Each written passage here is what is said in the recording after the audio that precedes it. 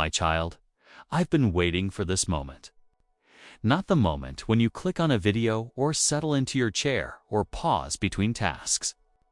I've been waiting for the moment when your heart finally stills enough to hear what I've been whispering since before you woke this morning. You felt it, didn't you? That slight pressure in your chest, that sense that today was different, that something was calling you to pay attention. That was me, and what I have to say to you right now will change everything if you let it. There's a reason you're here. Not coincidence. Not algorithm. Not random chance. I place this message in your path because you need to hear it, and because I need you to know that I see you. Every struggle you've been carrying in silence, every question you've been afraid to ask out loud, every moment when you felt invisible or forgotten or too far gone to matter. My child, I see all of it. And I'm not turning away. I'm leaning closer. Welcome to Holy Spark Soul. If you're new to this space, know that you've stepped into a conversation that's been ongoing since the foundations of the world. A dialogue between a father who never stops speaking and children who are learning to listen. We explore what it means to hear God's voice in the middle of ordinary life, to recognize His whispers beneath the noise. Today's message is different from all the others because it's not just about God speaking. It's about Him speaking directly to you right now, with words that will shift something fundamental inside you if you have ears to hear. Subscribe and turn on notifications, because this conversation doesn't end when the video does. Let me tell you what's been happening. You've been running, haven't you? Maybe not physically, but in your heart. You've been moving from task to task, distraction to distraction, trying to outrun the emptiness or the fear or the question that won't leave you alone. You've filled your days with so much noise that you've convinced yourself you don't have time to stop. Don't have space to think. Don't have permission to just be still and listen. But my child, that's not living. That's surviving. And I didn't create you to merely survive. I created you for encounter, for intimacy, for a relationship with me that's so real, so tangible, that my voice becomes the most familiar sound you know. And today, I'm breaking through all the noise you've built around yourself because what I have to say cannot wait another moment. You've been asking for a sign. You've been pleading for direction. You've been whispering into the dark. God, are you there? Do you see me? Do I matter to you? My child, I'm answering. Right now. Through these words. Through this moment. I am here. I see you. And you matter more than you could possibly understand. Think about Moses. He's on the backside of the desert, tending sheep that aren't even his, living a life that's nowhere near what he imagined for himself. He's an exile, a fugitive, a man whose past defines him more than any hope for his future. And then one day, in the middle of the ordinary, he sees a bush on fire that doesn't burn up. He turns aside to look, and that's when he hears it. Moses, Moses. God speaks his name twice. Intimately, personally, calling him by who he is before telling him who he'll become. And Moses responds, "Here I am." Not, "I'm ready." Not, "I'm qualified." Just, "I'm here." That's all God needed. A man willing to stop and listen. My child, I'm calling your name today, just like I called Moses. You might not hear it audibly. You might not see a burning bush, but you feel it, don't you? A pull? That sense that this moment is different. That's my voice. And all I need from you is what Moses gave. Stop. Turn aside. Say, "Here I am." That's where everything changes. Not in your competence. Not in your perfection. In your willingness to be present with me, or consider the prodigal son. He squandered everything. He's lost his inheritance, his dignity, his identity. He's feeding pigs in a foreign land, so hungry he'd eat their slop if he could. And in that moment of utter desolation, he remembers his father. He rehearses a speech, plans to beg for a servant's position, figures he's forfeited the right to be called a son. But when he finally makes the long walk home, broken and ashamed, his father sees him from a distance. The father runs, lifts his robe and sprints down the road, undignified and desperate, and throws his arms around his son before the boy can even finish his apology. The father doesn't lecture. He doesn't list conditions. He says, "This is my son. He was dead and is alive. He was lost and is found." He restores him fully, immediately, with no probation period.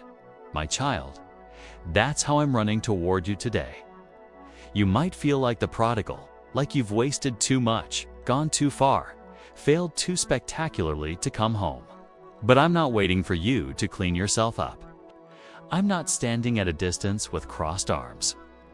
I'm running toward you with a robe and a ring and a celebration, because you are mine and you always have been. The message I have for you today is this: come home. Not to condemnation, to love, to restoration, to the life you were always meant to live. Then there's Paul on the Damascus Road. He's so sure he's right, so convinced he's serving God by persecuting the church, that he doesn't realize he's running from the very voice he thinks he's defending. And then, in a blaze of light that knocks him off his horse and blinds him, he hears, "Saul, Saul, why are you persecuting me?" And Paul, who will become the greatest missionary the church has ever known, asks the most important question anyone can ask: "Who are you, Lord?" And Jesus answers, "I am Jesus, whom you are persecuting." In that moment, everything Paul thought he knew gets rewritten. His certainty becomes surrender. His agenda becomes availability. And his entire life shifts from striving to submission. My child, I'm asking you that same question today. Who do you think I am? What have you believed about me that shaped how you've lived? Have you seen me as distant, disappointed, demanding? Let me tell you who I really am. I am the God who sees you in your hiding place and calls you by name. I am the Father who runs toward you when everyone else has walked away. I am the Savior who meets you on the road you're traveling, even when it's the wrong road, and redirects you with grace instead of condemnation. I am not who you feared I was. I am better, kinder, more present. And today, I'm speaking to you because I love you too much to let you keep walking in the dark.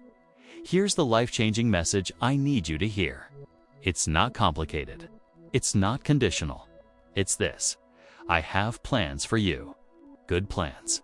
Plans for a future and a hope, not for disaster. Jeremiah 29:11 isn't just a nice verse to put on a coffee mug. It's my promise to you. Everything you've been through, every valley you've walked, every tear you've cried, I've been working it together for good because I love you and you are called according to my purpose. That's Romans 8:28. Not some things. All things. Even the things that broke you. Even the things you're ashamed of. Even the things you think disqualify you.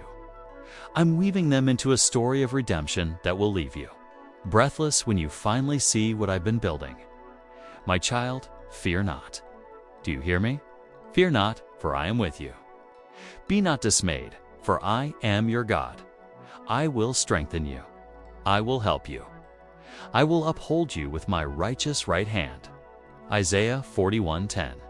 You've been so afraid of the future, afraid of failure, afraid that if you really let me in, I'll ask you to do something you can't handle or become someone you don't recognize.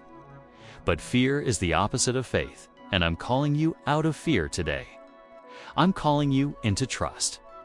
I'm calling you to believe that the one who holds the universe in his hand is holding you, and nothing that happens to you happens outside my loving awareness. So what do you do with this message? How do you respond when God himself leans close and whispers that he has plans for you? That he's working everything for good, that you don't have to be afraid anymore. My child, you do what Moses did.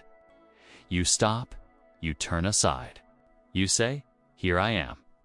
You pause mid-breath, mid-task, mid-worry, and you acknowledge that you heard me. You journal the whispers that are surfacing in your heart right now, the ones you've been dismissing as too good to be true. You write them down so you can return to them when the noise gets loud again, and then you step into small acts of obedience. Not giant leaps, not dramatic gestures, small steps. Maybe it's forgiving someone you swore you never would. Maybe it's having the conversation you've been avoiding. Maybe it's letting go of the thing you've been clinging to because you don't trust me to provide something better. Maybe it's just showing up tomorrow and choosing to believe that I'm good, even when your circumstances aren't. My child, obedience doesn't have to be complicated. It just has to be real. And when you take one step toward me, I take 10 toward you.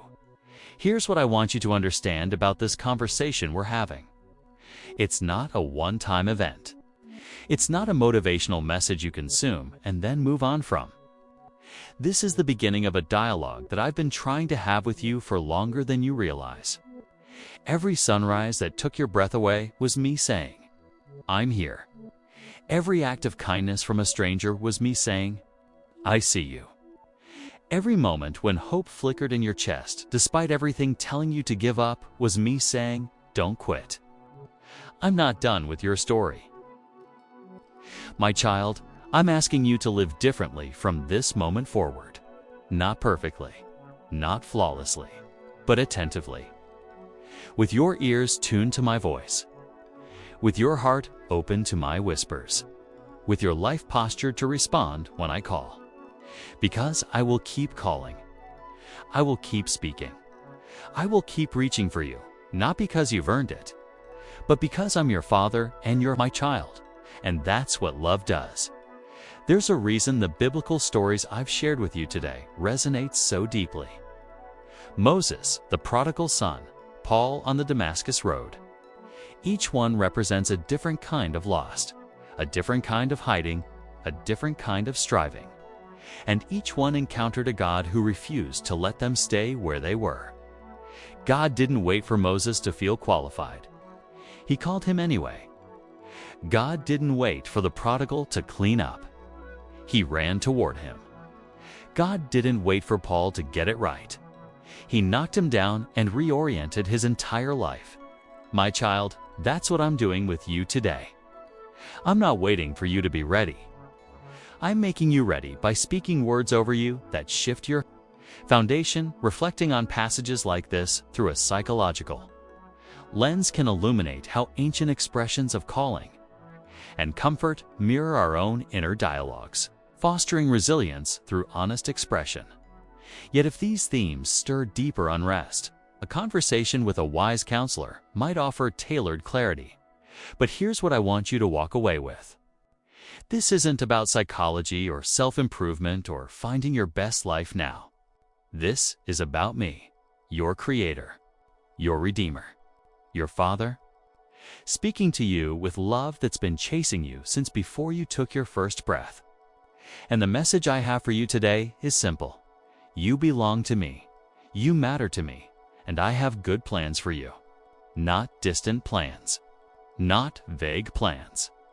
Plans that are unfolding right now, today, in ways you can't see yet, but will recognize when you look back. My child, as we close this moment together, I want to leave you with this. The conversation we're having doesn't end when the video stops. It continues in every quiet moment you choose to listen.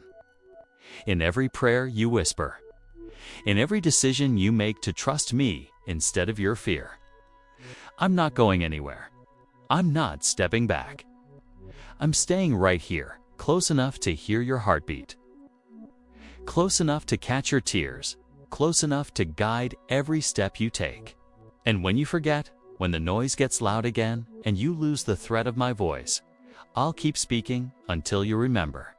Because that's who I am. The God who never stops calling his children home. If this message stirred something in you today, I want to hear from you. Drop a comment below with your favorite scripture about God's plans, or his voice, or his love. Let this community know what God is speaking to you in this moment. And if you haven't already, subscribe to Holy Spark Soul and turn on those notifications. We're building something here that honors the sacred conversation between God and His children. I'd also encourage you to watch our deep dive into Psalm 109 next, where we explore the raw, honest prayers that bring our full selves before God without pretense.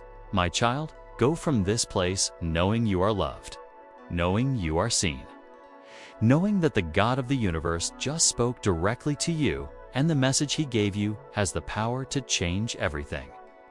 Don't let this moment pass without responding. Say yes to me. Say, "Here I am," and watch what I do with a heart that's finally willing to listen. I'll see you in the next one.